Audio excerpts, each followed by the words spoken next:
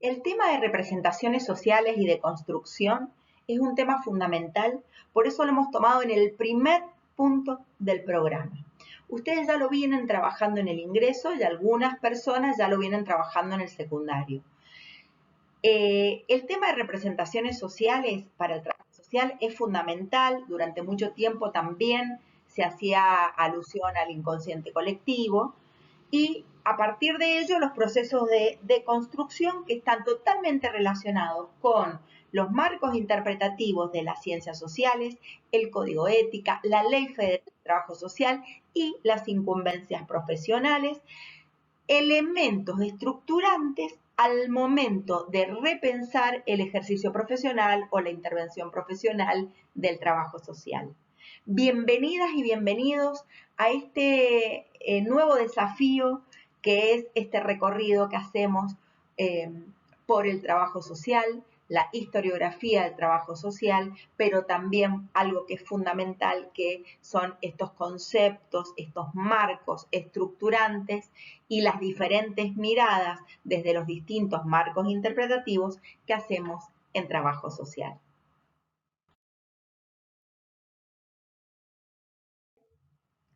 Este primer eje, que es la introducción al trabajo social, como en todos los ejes, tiene una aproximación a lo que nos vamos a encontrar en los contenidos.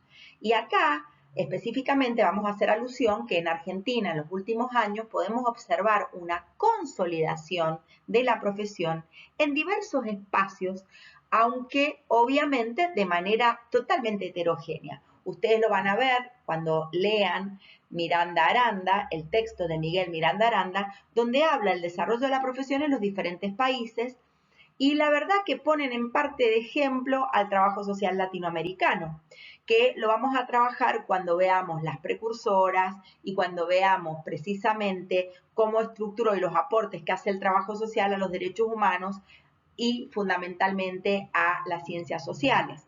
Es decir, vamos a analizar cómo en ciertas instituciones el trabajo social ha logrado unas bases fuertísimas y promisorias, pero en otras sigue siendo considerada una profesión en la que se le puede cuestionar saberes y haceres.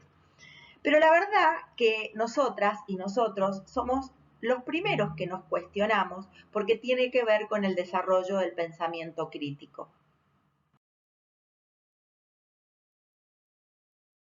La ley es un hito importantísimo para nuestra profesión y nos vamos a proponer en todo el programa analizar las dimensiones del trabajo social, específicamente teniendo en cuenta esta mirada tríptica que nos propone Paulo Neto, que es la dimensión teórica, la dimensión interventiva y la dimensión política e ideológica, siempre totalmente interrelacionadas.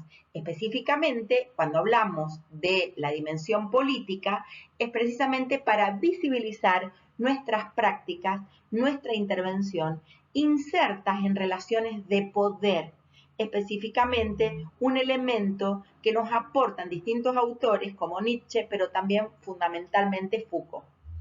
También nos introduce al enfoque de los derechos humanos de este eje, la perspectiva de género y de colonial, para llegar a todo el marco interpretativo, los distintos paradigmas que van a ser abordados de manera transversal en todo el programa. Es decir, la mirada de la perspectiva de género, los derechos humanos y de colonial va a ser transversal a lo largo de toda la materia. Por supuesto, para poder aproximarnos a las representaciones sociales y estereotipos, aportes, la deconstrucción y la intervención profesional, vamos a tomar un pequeño capítulo de una investigación que dirigí que tenía que ver con precisamente las escuelas inclusivas en relación a las personas con discapacidad. El grupo que fue parte de la investigación, Yamila Marino, Esther Verónica Fernández, que son parte del equipo de cátedra, Alejandro Ontiveros, digamos, muchas personas que han hecho aportes, la profesora Elsa Cáceres, que ustedes la van a tener en tercer año en problemática educativa. Específicamente, lo que queremos plantear es la importancia que tiene la investigación científica y los aportes que hacemos al trabajo social y cómo se retroalimenta lo teórico con lo práctico. Por eso ahora vamos a ver ese punto y lo vamos a relacionar con la Ley Federal de Trabajo Social, las incumbencias profesionales y el Código de Ética. Como ven acá, este es el texto, dice representaciones sociales y la deconstrucción como elemento estructurante en trabajo social. Y empezamos con una frase de Edgar Morin que es muy interesante y que un poco deja en claro lo que se plantea como representaciones sociales. Es un elemento disparador para entender el tema. Al finalizar el texto tenemos las actividades. Esas actividades son una guía de lectura, no hace falta que las envíen, no es un trabajo práctico, sino es una guía para que ustedes puedan aproximarse al texto, amigarse con el texto y comprender el texto. Vamos a afirmar que las representaciones sociales han ganado un lugar preponderante en las ciencias sociales. Obviamente, el trabajo social no queda afuera de esta mención, específicamente teniendo en cuenta que es parte de las disciplinas de las ciencias sociales, como veremos en una clase posterior. Esta teoría, la de las representaciones sociales, no solamente constituye un campo de intervención profesional, de comunicación, sino también un espacio muy importante para la realización de investigaciones. Permite también analizar cómo un determinado grupo social ve, interpreta y da sentido a sus propias vivencias, pero también a las vivencias colectivas. ¿Esto qué significa? Que las representaciones sociales son un instrumento importantísimo para hacer análisis de contexto, de discurso y de contenido para el trabajo social.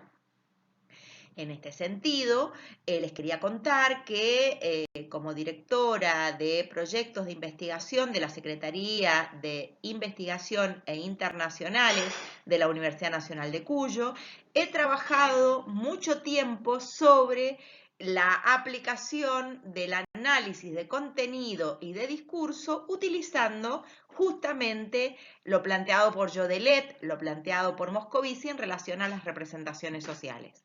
También podemos decir que las representaciones sociales son una forma de saber cotidiano y práctico. ¿Qué significa esto? No solamente el saber en sí, sino el hacer. ¿Cómo resuelvo los problemas concretos que tengo específicamente en mi vida cotidiana?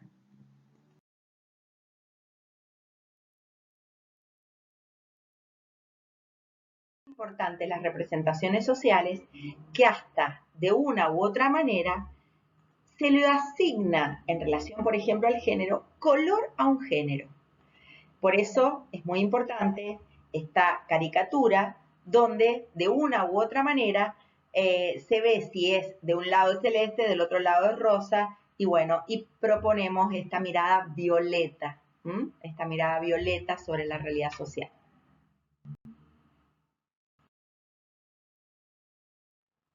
Ustedes en el ingreso se aproximaron al concepto de representaciones sociales, entonces sería importante qué elementos podemos rescatar de lo que ustedes ya trabajaron. Hay frases por doquier que dan cuenta del sentido común y que necesitamos analizar a la luz del conocimiento científico, pero también desde una mirada que tiene que ver con los marcos interpretativos y por otro lado, los paradigmas. Es muy importante. Obviamente, como profesionales del trabajo social, este análisis se hace desde otro lugar porque tenemos un marco que es la ley federal que vamos a trabajar en un ratito. Por ejemplo, a ese le pegó un policía, entonces algo habrá hecho. La política es una basura y los políticos todos corruptos. digamos, como si la corrupción fuera privativa específicamente de la política, cuando hay connivencia con distintos sectores, por ejemplo, empresariales, capitalistas, bancarios, holding, etcétera, etcétera. Por otro lado, hay mitos sobre la temática de género, digamos que las mujeres son golpeadas porque les gusta, si no se irían a sus casas o se separarían, etc. Y dichos que he escuchado una y otra vez, que el pobre es pobre porque no le gusta laburar, etcétera, etcétera. Mirá, por ejemplo, en relación al género, en relación a la forma de vestir, el cuerpo que tenemos, por ejemplo, si sale vestida así y después la violan, quiere decir que una persona se la busca. Es más, el año pasado el presidente chileno planteó que no solamente hay que enseñar a los varones y reeducarlos en esta temática, sino a las mujeres en relación a lo que provocan sobre los varones. Fíjense desde ya el preconcepto que se plantea la educación sobre cómo nos vestimos las mujeres.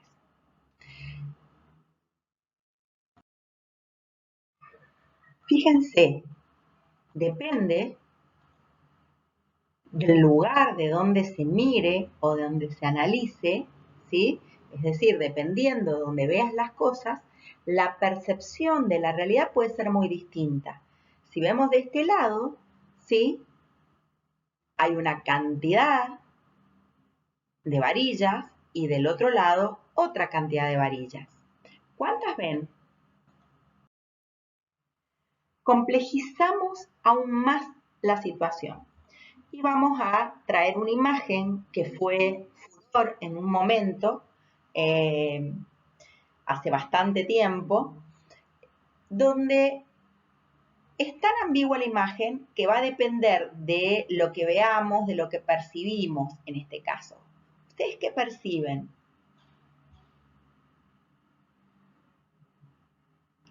¿Una mujer vieja? ¿Una mujer joven? ¿Otro tipo de imagen? ¿Qué ven?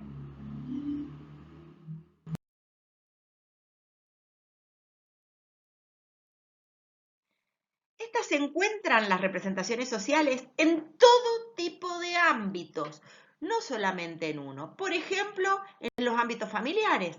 Muchas veces hemos escuchado a nuestras familias referirse a alguien de tal o cual manera, el negro de M, el basura, el grasa, la puta, ¿sí? Esas expresiones las hemos escuchado en forma constante.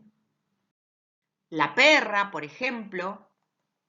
Por otro lado, en la escuela se sigue reproduciendo y se siguen profundizando estas representaciones sociales que en muchos casos responden a prejuicios y en otros casos son excluyentes.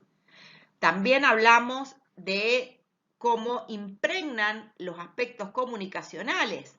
Por ejemplo, cuando yo te digo denigrar, uno dice, bueno, me está faltando el respeto, me está haciendo sentir mal, y denigrar, analicen la palabra, la semántica de la palabra, y se van a dar cuenta que hace alusión a la negritud, ¿sí? También influye en lo político, en lo jurídico. Las normas muchas veces están influidas por las representaciones sociales y también las instituciones están impregnadas por estas representaciones sociales. Aparte, hay microclimas institucionales que plantean sus propias representaciones sociales y las toman como una verdad absoluta. Esto tiene muchísima influencia y efectos en las prácticas sociales, es decir, no solamente en el decir, sino también en el hacer, es decir, en cómo actuamos y cómo interactuamos. Y en este caso se naturaliza o se normaliza. Por ejemplo, he escuchado a muchísimas personas que hablan de discapacitados. Es pensar, digamos, realmente primero utilizado el léxico de esa manera, terminamos, ¿sí?, adjetivando a una persona. El término adecuado es persona con discapacidad o persona en situación de discapacidad, pero más adelante les voy a explicar los por qué. Estos distintos sujetos sociales portan y reproducen las representaciones sociales. No es lineal, no es un productor y otro reproductor, ¿sí?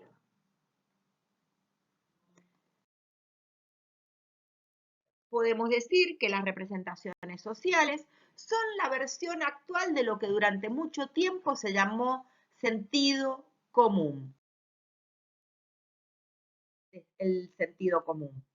Vamos a romper ese sentido común. Entonces, las representaciones sociales no se producen en el vacío, no son un invento del vacío, sino que existe un proceso de construcción que va generando, va tiñendo nuestras condiciones objetivas, nuestras historias, nuestras experiencias particulares, ¿sí? Y eso va a influir en todos los campos sociales. Es decir, influye también en la ciencia. Eso tiene que quedar clarísimo. También influyen en la ciencia. ¿Qué les dice en esta imagen? Por ejemplo, estas dos imágenes. Una señora que ha ido a cobrar la jubilación, un pibe que se sacó una selfie, ¿sí?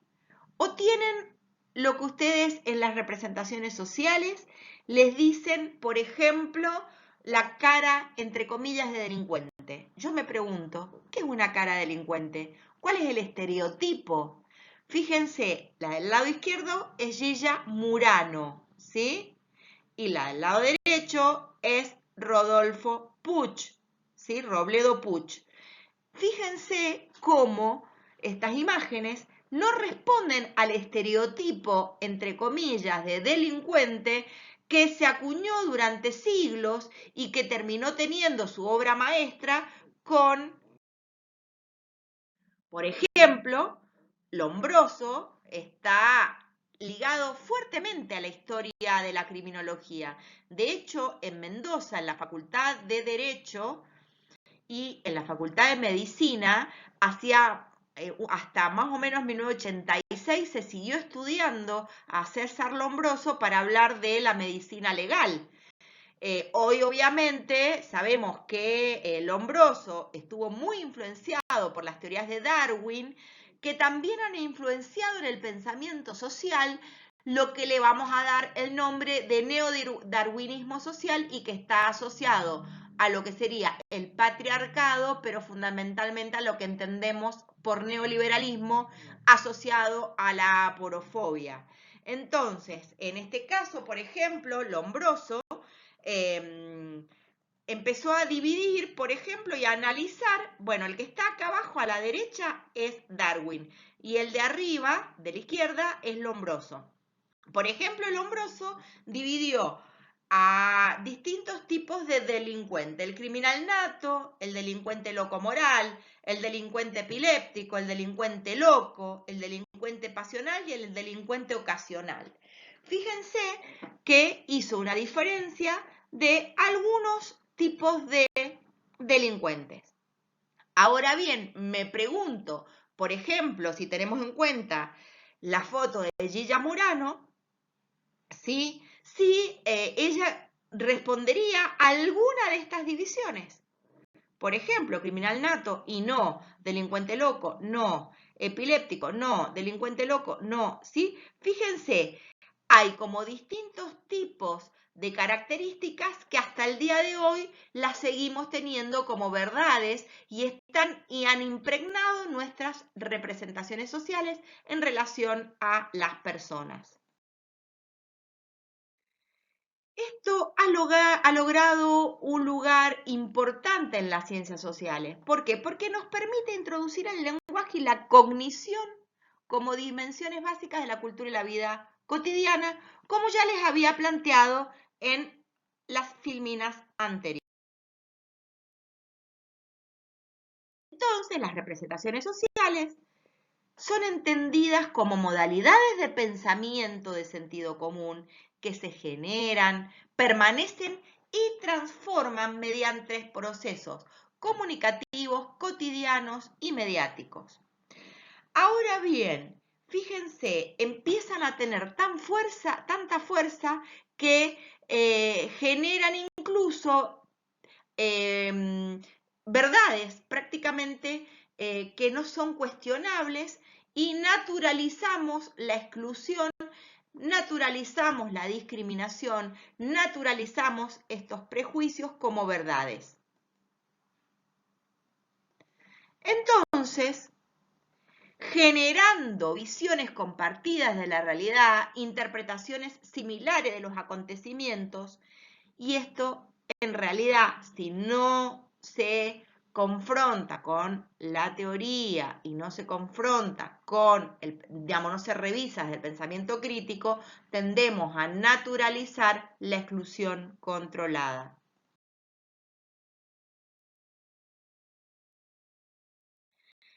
Las representaciones sociales se constituyen a partir de nuestras experiencias, ¿sí?, que son las informaciones, los conocimientos, nuestras vivencias, nuestros recorridos propios. Por otro lado, los modelos de pensamiento, es decir, que recibimos y que transmitimos, que recibimos en la escuela, en nuestro hogar, con nuestro grupo de amigos y que transmitimos también. ¿Y a través de qué? De la tradición, de la educación y algo que es fundamental, que ustedes lo están viendo desde el principio, que son las diferentes formas de comunicación. De allí la importancia del papel de la educación en la construcción y transmisión de esos saberes construidos en común, por todas y por todos.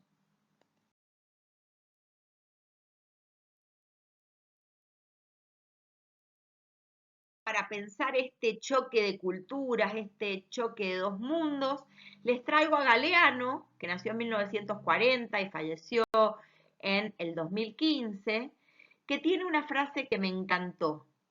Vinieron, ellos tenían la Biblia y nosotros teníamos la tierra, y nos dijeron, cierren los ojos y recen, y cuando abrimos los ojos, ellos tenían la tierra y nosotros teníamos la Biblia.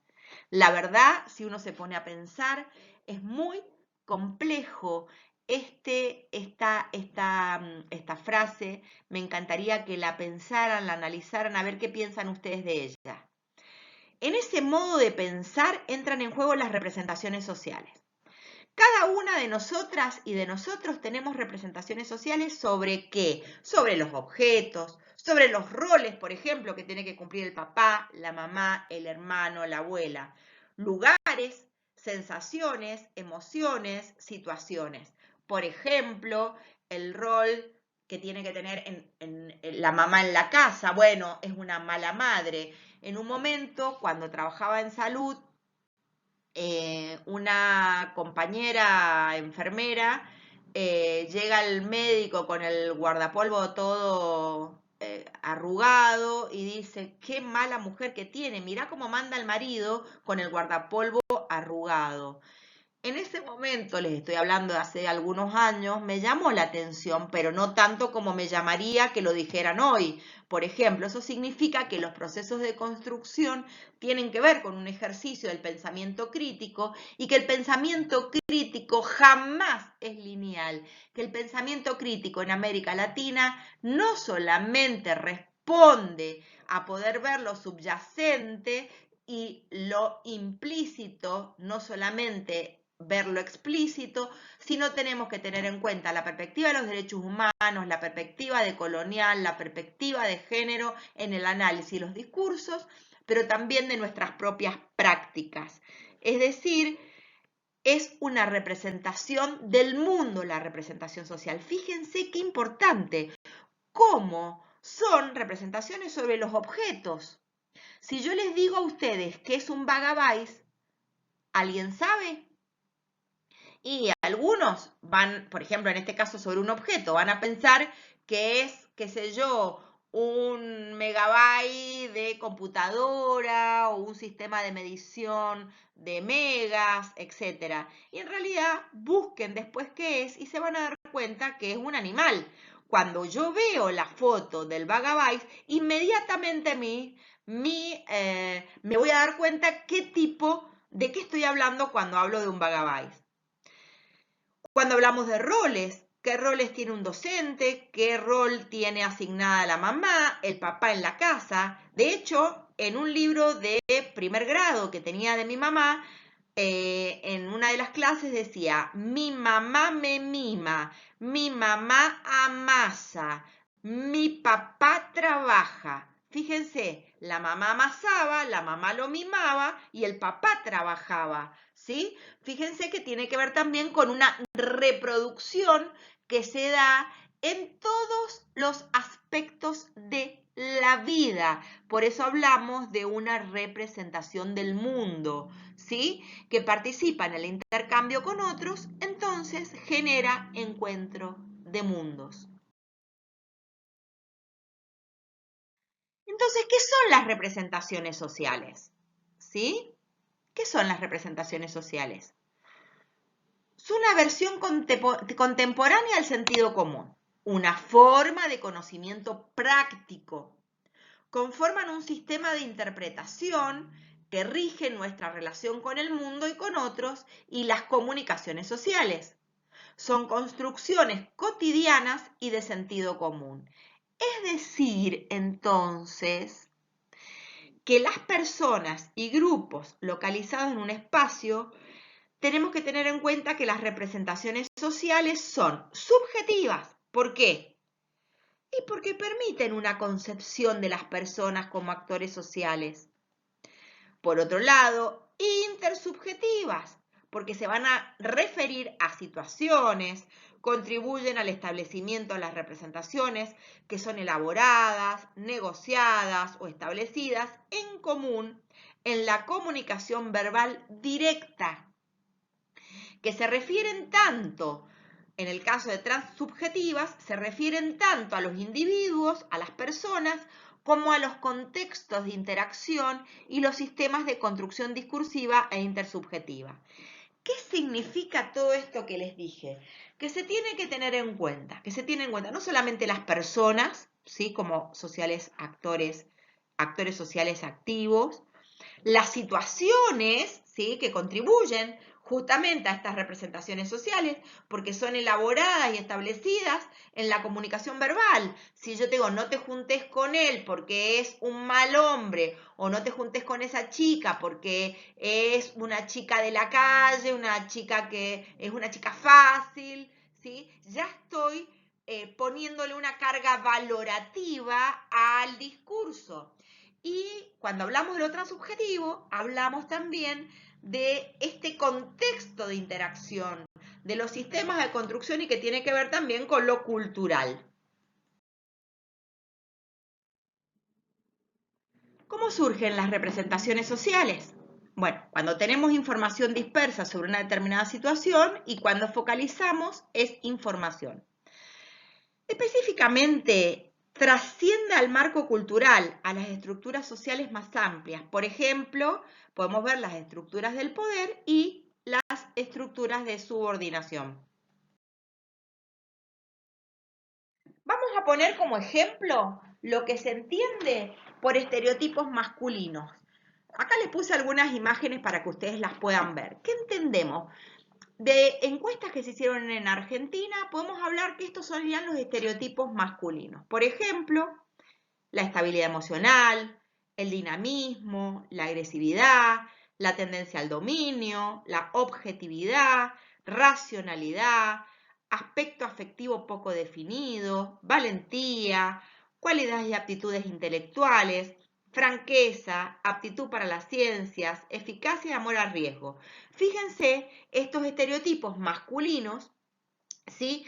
Hacen que los varones tengan determinados trabajos y las mujeres tengamos otro tipo de trabajos.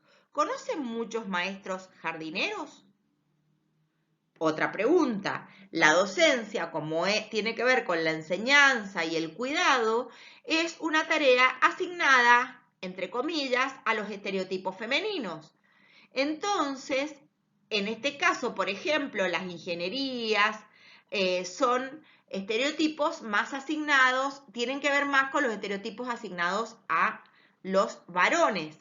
En este sentido, yo tengo una compañera, una colega que ahora ya es profesora también de la facultad, que estudiaba ingeniería y salía llorando todos los días. Ella le explicaba a sus compañeros, por ejemplo, algunos ejercicios químicos o algunos ejercicios matemáticos, y cuando llegaba al examen, los mismos profesores le decían, ¿qué hace acá? Esto no es una cosa de mujer. Usted vaya a estudiar, vaya a lavar los platos o vaya a cocinar, o esto no es una tarea o no es un trabajo para mujeres. Entonces, la verdad que terminó abandonando precisamente la facultad. Cuando hablamos de los estereotipos femeninos, fíjense, hacemos referencia a inestabilidad emocional, a intuición, falta de control, aspecto afectivo muy marcado, pasividad. Ya cuando llegamos a la palabra pasividad, veo la imagen de la izquierda y me doy cuenta que es totalmente un estereotipo totalmente alejado de cualquier cuestión de realidad. De hecho, durante mucho tiempo, cuando yo hacía una encuesta ambiental o socioambiental familiar y le preguntaba a una mujer a qué se dedica, me decían, no, nada, estoy en la casa. Nada, estoy en la casa. ¿Cuántas horas trabajamos, por ejemplo, los que trabajamos fuera del hogar? ¿8, 10, 12? En el hogar, ¿cuántas horas se trabajan? ¿Nos pagan horas extras? ¿Nos podemos quejar al sindicato si un domingo tenemos que trabajar? Si se enferma un niño a las 5 de la mañana, no, ¿me tienen que pagar horas extras? El trabajo reproductivo es incesante. Ahora estos estereotipos femeninos también hacen que ganemos menos en relación a un mismo trabajo, que nos cueste más llegar a puestos de poder, ¿sí? Porque siempre se presupone en relación a estos estereotipos que estamos en una cuestión de sumisión o de subordinación en relación al que manda. De hecho, durante mucho tiempo, cuando el padre de familia fallecía, le decían al hijo mayor varón, ahora sos el hombre de la casa. Entonces, con esa frase se encuadraba muchísimo más que ser el hombre, sino es el que manda, ¿sí? En este sentido, tenemos que empezar a revisar estos estereotipos, tanto masculinos como femeninos, y esto solamente a modo de ejemplo para entender las representaciones sociales de género.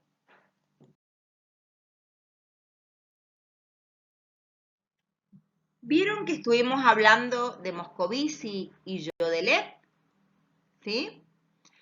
Estos son los dos autores que trabajaron el tema de las representaciones sociales. Moscovici lo trabajó más en relación a la educación y Denis Jodelet lo trabajó más en relación a la salud. Ambos tienen una pequeña o una primera aproximación a lo que serían las representaciones sociales. Igual Moscovici dice que no hay un término o un concepto totalmente acabado de lo que son las representaciones sociales. Moscovici hace específicamente alusión a que es una modalidad particular del conocimiento, cuya función es la elaboración de los comportamientos y la comunicación entre los sujetos y las sujetas. Es decir, la imagen que la persona revalora para sí de los otros, pero también de sí mismo. ¿Sí? En cambio, Denis Jodelet habla de nosotras y nosotros sujetos sociales, es decir, es cómo aprendemos los acontecimientos de la vida diaria, las características del medio ambiente, las informaciones que circulan. Fíjense, en relación al coronavirus, las informaciones que circulan, que se mandan por WhatsApp, datos, etc. Y también es la manera de analizar las personas de nuestro entorno próximo, pero también de nuestro entorno lejano. Entonces podemos decir que estos estereotipos que influyen en las representaciones sociales y viceversa tienen las siguientes características. Es decir, estos estereotipos han permeado nuestras representaciones sociales y tienen estas características que son compartidos por mucha gente, no son individuales solamente. Si algo es solamente mío, deja de ser una representación social. Por ejemplo, si yo digo mañana que soy el ángel Gabriel y mucha gente me va a tratar de que no estoy bien, de que necesito más que nada terapia, que estoy alucinando. En cambio, fíjense, si yo digo que esta persona es mala madre porque deja a los chicos solos y es compartido por mucha gente, tiene que ver con un estereotipo, tiene que ver con esta mirada de cuál era el rol que tiene que cumplir una mujer al ser madre. Por ejemplo, no son conscientes, porque si fueran conscientes serían mucho más fáciles de hacer visibles, son completamente inconscientes. Y atribuyen rasgos y comportamientos diferentes a hombres, a mujeres, a pobres, a ricos.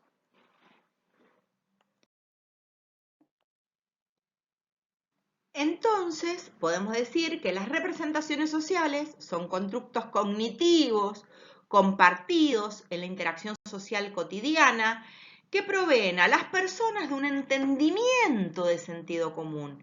¿Esto qué significa? Tiene que ver con una forma especial de adquirir y comunicar el conocimiento, pero también no solamente el conocimiento, sino también los saberes. Una forma que crea realidades y sentido común. Es decir, también esta manera, cuando ya lo vamos relacionando con los saberes y con los constructos cognitivos compartidos, podemos hacer relación a los marcos interpretativos, algunos autores le llaman paradigmas, otros matrices de pensamiento. Nosotros le vamos a llamar marcos interpretativos, que va a ser una clase que daremos más adelante. Entonces, llegamos a cómo se forman las representaciones sociales.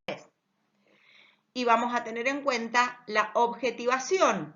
Y es muy importante, ¿por qué? Porque es cómo se concretiza lo abstracto, es decir, cómo se hace palpable eso que parece abstracto. Y podemos decir, según Moscovici, y en esto coincide Jodelet, que hay tres grandes fases: la construcción selectiva, el esquema estructurante y la naturalización. Esta última, la naturalización, hemos venido trabajándola a lo largo de toda la clase, ¿sí? Cuando hablamos de la construcción selectiva es cómo seleccionamos elementos de la realidad en función a ciertos criterios culturales, ¿sí? Por ejemplo, cuál es nuestra representación en relación a género, en relación a discapacidad, en relación a las personas en situación de pobreza. El esquema estructurante se organiza internamente. ¿Para qué? Para conformar una imagen del objeto presentado y para poder ser de fácil expresión. Entonces, por ejemplo, utilizamos frases, por ejemplo, madre, o para poder transmitirlo verbalmente en la expresión verbal y no verbal de manera bien sencilla y que pueda circular. Cuando hablamos de la naturalización, es la transformación de un concepto, de una imagen, que pierde carácter simbólico y se convierte en realidad autónoma. Ya deja de tener un carácter simbólico para naturalizar, por ejemplo, en muchos casos, la exclusión.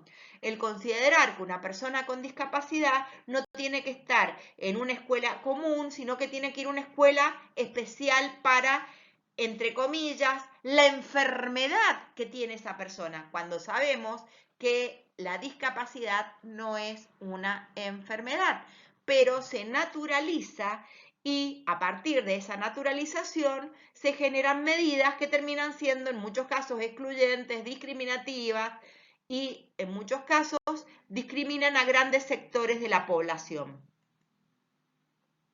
¡Oh, sí! Entonces nos preguntamos cuáles son las funciones de las representaciones sociales.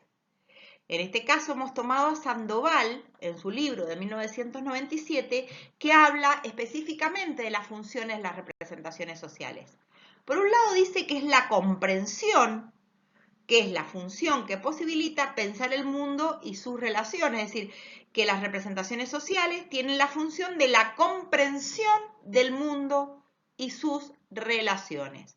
Por otro lado, también la segunda función es la valoración, que permite calificar y enjuiciar hechos y o personas, es decir, esto está bien, esto está mal, ¿sí? Pero no solamente en relación a hechos, sino, por ejemplo, esta persona es delincuente, esta persona es loca, esta persona es mala, ¿sí? La comunicación es muy importante porque a partir de la comunicación las personas interactúan mediante la creación y recreación de las representaciones sociales, ¿sí? Y por último, como muy importante, la actuación, que esta función está condicionada específicamente por las representaciones sociales, porque depende de qué representaciones sociales tengo en relación a determinados temas, cuál va a ser mi manera de actuar en la resolución de esos problemas. Entonces, hoy tenemos que hablar, y esto ustedes lo trabajaron en el ingreso, la teoría como lentes para leer esa realidad, no dejarnos llevar por el sentido común. Esta teoría como lentes para leer y comprender la realidad y así poder desnaturalizar y deconstruir, que es la segunda parte del trabajo que hemos tratado de traerles hoy.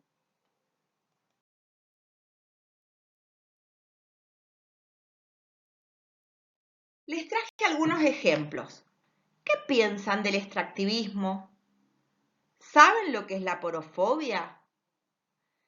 ¿Pueden dilucidar el machismo y el patriarcado oculto en todas nuestras relaciones?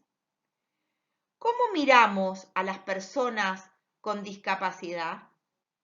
¿Sabemos lo que es el viejismo? ¿Lo vivimos? ¿Lo sentimos? ¿Lo ejercemos? ¿Cómo se piensa el consumo problemático de drogas? Cuando hablamos de drogas, ¿pensamos solamente en la marihuana, en la cocaína o también en el Valium, el Rivotril, el alcohol?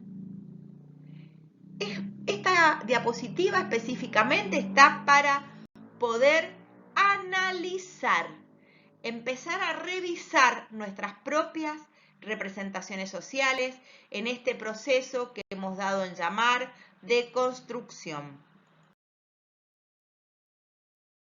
Entonces, me pregunto, ¿estos procesos de construcción tienen que tener algo? ¿Cómo se pueden dar? La deconstrucción, entonces, podemos decir que es un tipo de pensamiento crítico, que en América Latina tiene que ser decolonial, porque tenemos que poder visualizar los procesos de colonización de nuestros pueblos.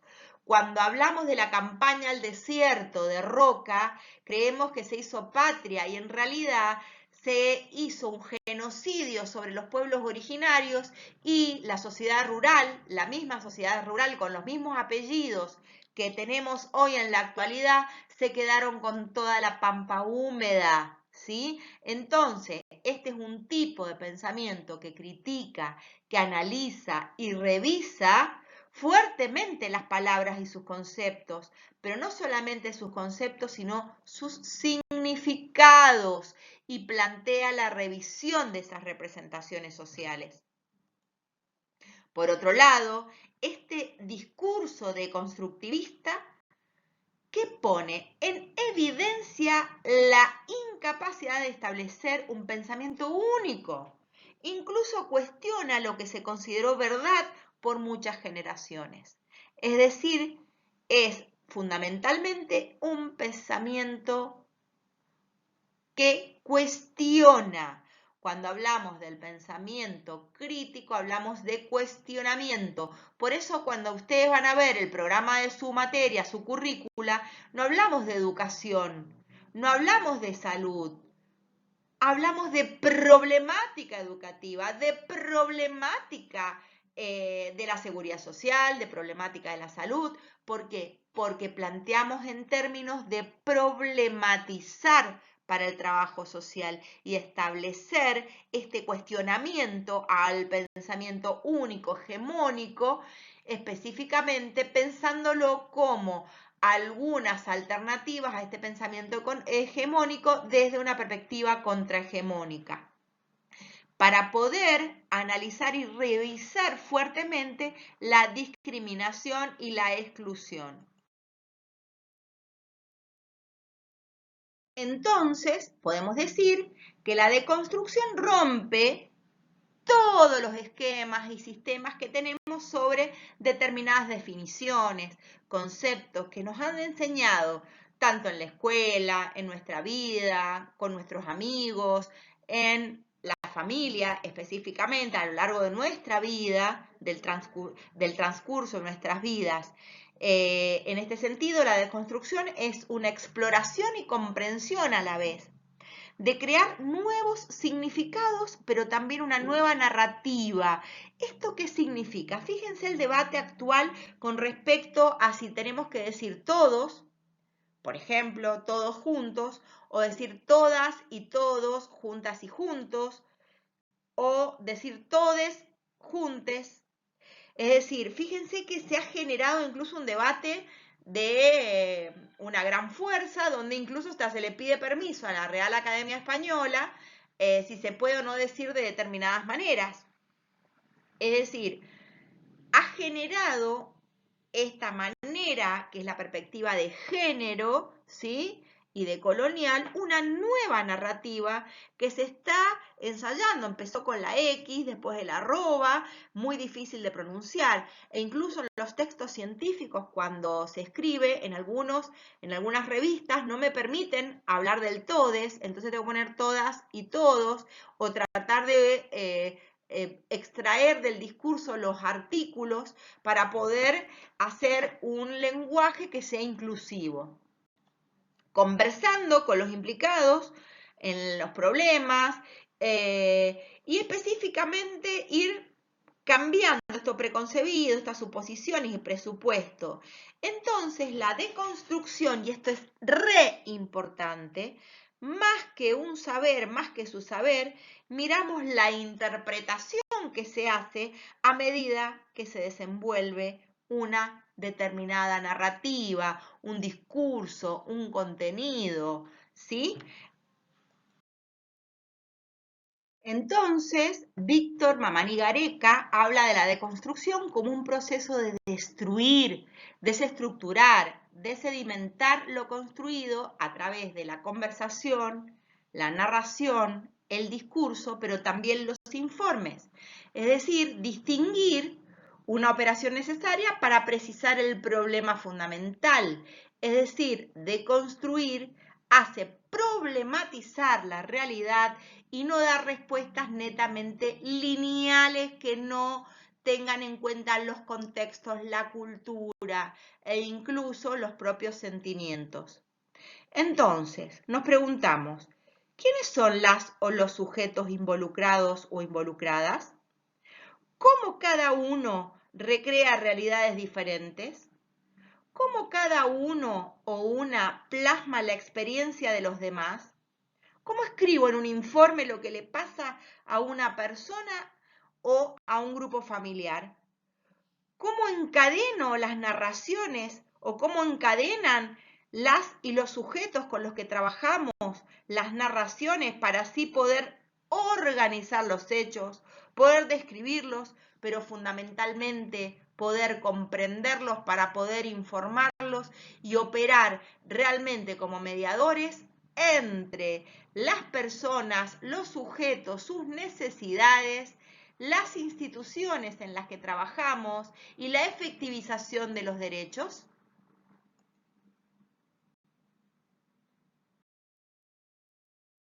Entonces, podemos decir que no hay personas, grupos o comunidades resistentes al cambio por naturaleza. Tiene que ver con las representaciones sociales, con las pautas culturales, con lo aprendido. Las condiciones estructurales que les afecta, que en muchos casos tienen siglos de antigüedad, que lo determinan. Por ejemplo, el patriarcado, la mujer que sirve, y en este caso, ¿qué es lo que genera? Generan actitudes, la apatía, el silencio, la indiferencia, el conformismo. Es decir, esas son las actitudes que aparecen como resistencia.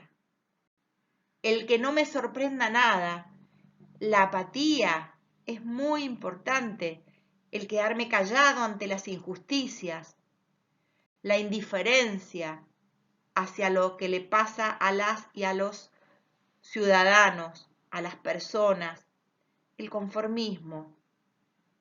¿Y esto qué significa? Que eso tiende a fijar o a estabilizar una distancia óptima entre lo viejo vivido, como lo de siempre, y lo nuevo vivido, como inseguro. ¿No han escuchado decir que siempre hubo pobres durante todos los siglos y siempre los habrá? Yo les quiero contar que hay países que no tienen índices de pobreza. Entonces, es una manera de no sentirme tan mal ante lo que viven, las situaciones que viven miles y miles de personas, millones diría de personas.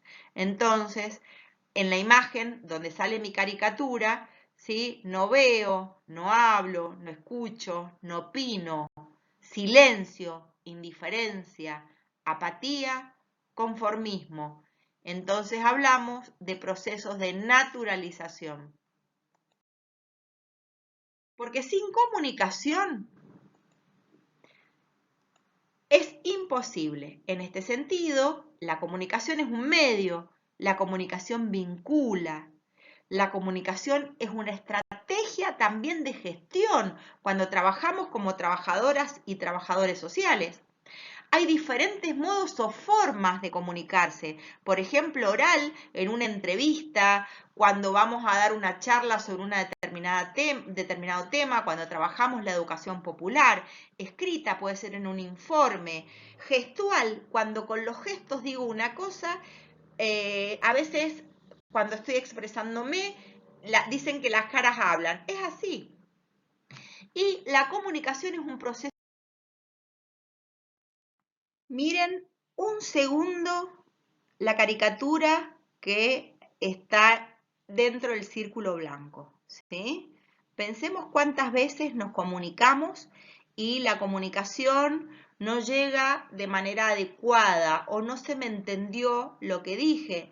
A nosotras y nosotros los docentes y las docentes nos pasa muchas veces que creemos que un tema quedó completamente comprendido y no todas las personas lo pudieron entender, pero no porque alguien sea más o menos inteligente, sino tiene que ver con las vivencias, las representaciones sociales, la explicación. Hay personas que les es más sencillo un tipo de explicación que otra.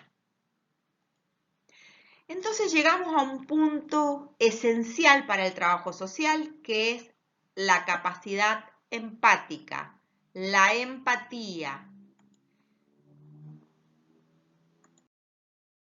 Entonces, ¿qué es la empatía? Es la participación afectiva de una persona en una realidad que le es ajena, generalmente en los sentimientos de otra persona. Es como cuando decimos, me pongo en tus zapatos, o cuando le contás un problema a alguien y te dicen, bueno, pero ¿por qué no hiciste esto, esto, esto? Y entonces vos le contestás, ponete en mi lugar, yo viví esto, sufrí esto, compré aquello, ¿se entiende? Es decir, es tratar de generar un proceso de interrelación democrática y solidaria. Hace referencia también a una capacidad, tanto cognitiva como emocional de la persona. Es decir, es ponerse en situación emocional de otra, pero no es solamente un tema de emociones, también tiene que ver con un ejercicio cognitivo negativo. Yo no puedo generar empatía ni puedo ser empático si no me deconstruí, si no revisé mis representaciones sociales, si tengo conductas prejuiciosas, estigmatizantes ante ciertos sectores de la sociedad. Es decir, entonces, que es una capacidad que se desarrolla paulatinamente a lo largo de nuestra vida y no puede haber empatía sin pensamiento crítico.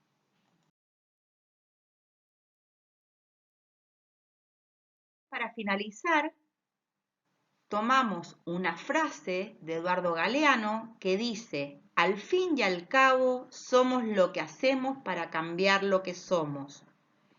Y les dejé un link de YouTube donde hace una conferencia sobre la discriminación. Muchísimas gracias y nos vemos en la próxima clase.